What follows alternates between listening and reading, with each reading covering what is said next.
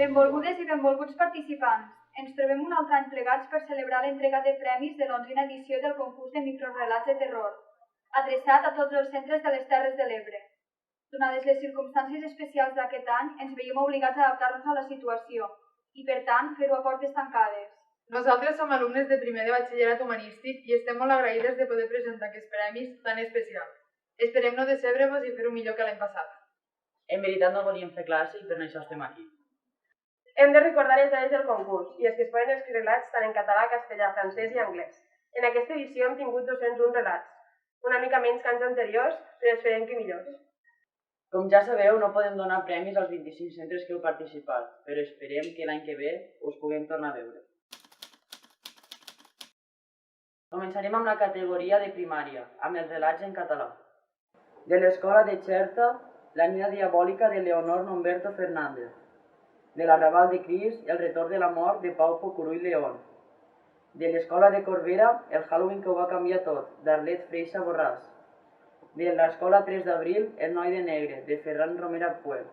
I el premi especial del primer cicle és de l'escola de Sant Miquel d'Ascó amb les niñas sense cap, de Mariona Pérez Bret. Continuamos con la misma categoría, pero esta vez en castellano. Tenemos que destacar el trabajo de Marc Pascual Soler con su relato La pesadilla y del Instituto Escola Lluís Viñas. A Irache Aquile Inglés con su relato Logging Jack y del Instituto Escola Lluís Viñas. A Miriam Sanz Page del relat del terror de una noche y del Instituto El Mestre de Villalba dels Arcs. Let's continue with the horror pieces in English. This time the best one is for Angela Vallespí Sancho, who's from the Benilfaria School, who wrote the most refined history called An Unexpected Letter. Maintenant, on continue avec la nouvelle en français.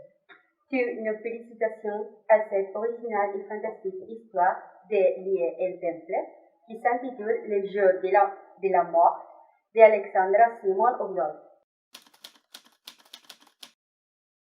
Un cop finalitzada la categoria de primària, donem pas a la segona categoria, que va dedicada a secundària.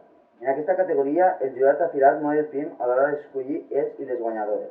Per això felicitem a priori tots els participants pel vostre treball. Iniciem amb els relats en català.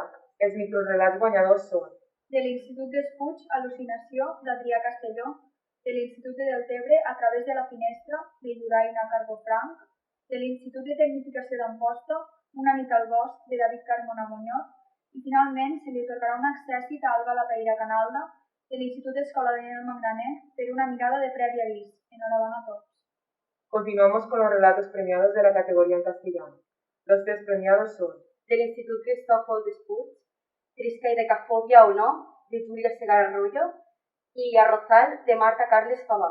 Y finalmente, del Institut 3 d'abril, La sombra negra, de Sara Bouhani.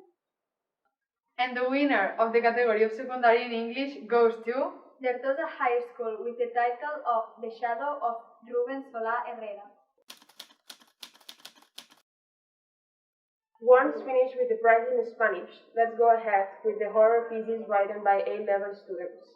All the participants are from the Dertosa High School this time. And this year, less people have participated, so we'll only give one prize. And this prize goes to Eva Zhu, who has written an impressive essay called Human Hideout.